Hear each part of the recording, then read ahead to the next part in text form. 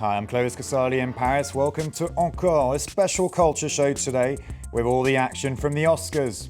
And the winner is 12 Years a Slave, Best Film, Best Supporting Actress, and for the first time, a black director wins the film industry's highest honour. Blockbuster Gravity gets 7 Oscars out of 10 nominations.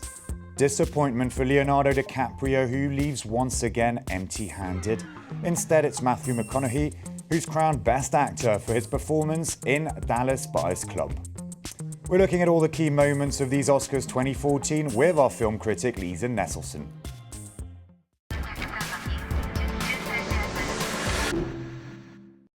Welcome to this special culture show. It's all about cinema today and about the Oscars with our film critic who's been carefully following the ceremony. Lisa, thanks for joining us. Hello. First question. Was it an obvious choice, 12 Years a Slave, for Best Film?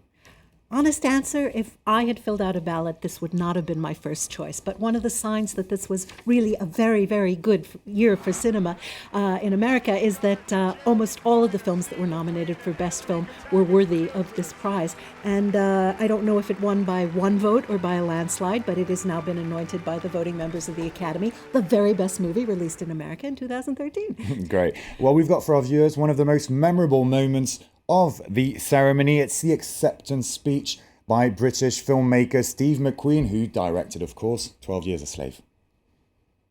Everyone deserves not just to survive, but to live. This is the most important legacy of Solomon Northup. I dedicate this award to all the people who have endured slavery and the 21 million people who still suffer slavery today. Well, Lisa, this movie will clearly help the world and many Americans rediscover, understand better the darker parts of US history. I think you can say that. And what's interesting is of the 9 films that were up for Best Picture, 6 of them were based on true stories. And this is one of them. It's based on the absolutely harrowing memoir of one Solomon Northup, who was born a free man in upstate New York, was an upstanding, talented musician, a renowned, man about town, and through all sorts of subterfuge, found himself sold into slavery in the South and spent the titular 12 years trying to return to the life that had been stolen from him. It's one of the great things about it is that it's gotten this forgotten memoir back into circulation. Some people believe it should be as important as the Diary of Anne Frank. And for those who haven't seen 12 Years a Slave, here's a clip of the film. If you want to survive, do and say as little as possible. Well, I don't want to survive. I want to live. Don't you know something? I did as instructed. There's something wrong. It's wrong with the instruction. Master brought you here to work. Any more, I'll earn you 100 lashes. I know what it's like to be the object of Master's lash. No! In his own time, good Lord will manage them all. I will survive! I will not fall into despair! I will keep myself hardy till freedom is opportunity. So Best Film, but also Best Supporting Actress for Lupita Nyong'o. Very few people had heard of this Kenyan actress until a year ago. This was her first feature film, and she gave an emotional speech. It doesn't escape me for one moment that so much joy in my life is thanks to so much pain in someone else's. And so I want to salute the spirit of Patsy for her guidance. And for Solomon, thank you for telling her story and your own. Among the strong contenders for Best Film was Gravity with George Clooney and Sandra Bullock. I know, Lisa, that you thoroughly enjoyed Gravity. It did not quite win the top honour this year, but still it was a great night for director Alfonso Cuarón. Indeed it was. The film won in 7 of the 10 categories in which it was nominated, and Cuarón gets 2 Oscars to put on his mantle, not only as best director, but as co-editor of his own film. 2 of the other categories in which it won were cinematography, astonishing 3D cinematography, and also, understandably, special effects. I think it's fair to say that Gravity is all about the special effects with the use of groundbreaking technology.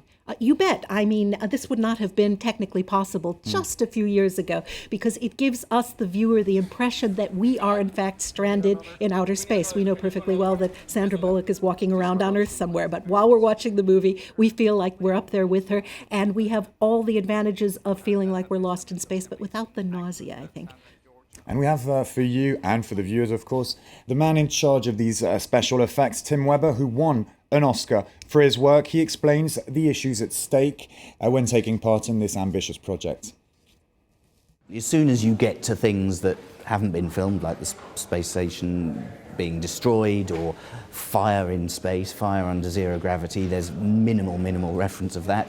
We just had to kind of, from your understanding of the theory of space, extrapolate that to imagine what would really happen, how things would behave, and from that, how they would look.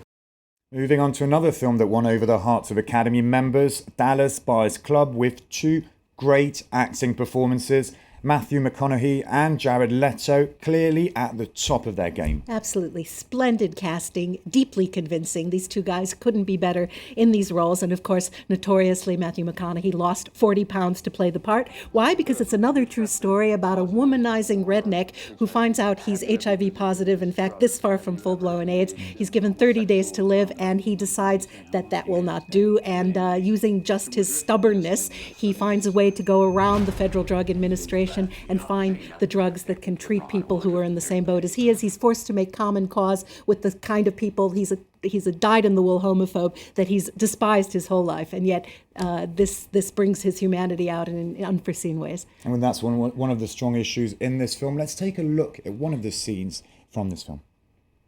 Unless you got more cash or new clients, I'm busy. You don't deserve our money. Cut you in 5%. 25. Take it or leave it. Welcome to the Dallas Buyers Club. The hell is it? I have a court order permitting us to confiscate any and all non-FDA approved supplements. Mr. Woodruff, what is going on? People are dying. You're nothing more than a common drug dealer.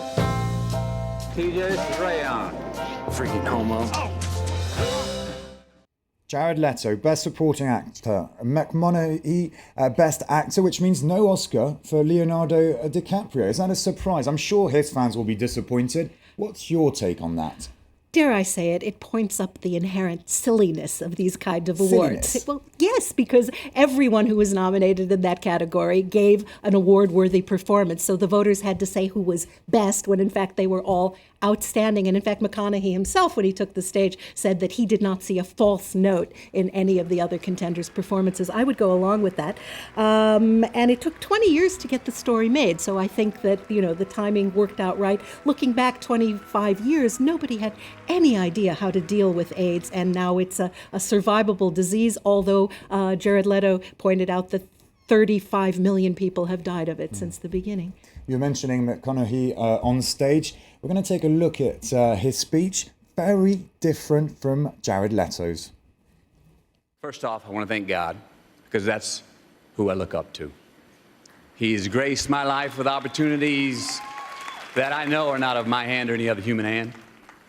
He has shown me that it's a scientific fact that gratitude reciprocates. This is for the 36 million people who have lost the battle to AIDS, and to those of you out there who have ever felt injustice because of who you are or who you love. Tonight, I stand here in front of the world with you and for you. Thank you so much, and good night. Worth noting that Jared Leto also dedicated his Oscar to those in struggle in Ukraine and in Venezuela. So very political there, Jared Leto. Well, moving on, as expected, Woody Allen didn't turn up for these Oscars. It's not really his cup of tea. So he didn't get to see CATE Blanchett win Best Actress for Blue Jasmine, that he directed, of course. Tell us, Lisa, more about her role. Well, Jasmine is a trophy wife in New York City who absolutely loves all the comforts and marks of status, which are pulled out from under her when her husband, played by Alec Baldwin, is sort of arrested for nasty shenanigans on Wall Street. She's a woman scored deeply distressed that she suddenly has to move in with her half-sister in San Francisco and, horror of horrors, work for a living. Woody Allen wrote a very juicy part, and she really, really runs with it. And we've just seen CATE Blanchett at the ceremony, as glamorous as ever. And she had a message for Hollywood producers. She sent it loud and clear. And perhaps those of us in the industry who are still foolishly clinging to the idea that female films with women at the centre are niche experiences. They are not. Audiences want to see them, and in fact, they earn money. So...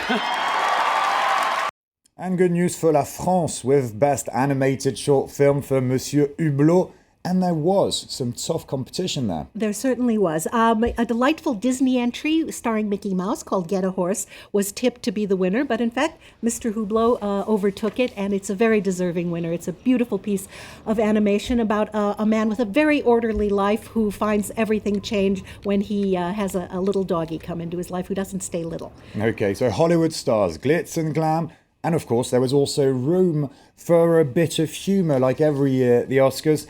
What did you think of the performance of the Master of Ceremony? Ellen DeGeneres was a great choice.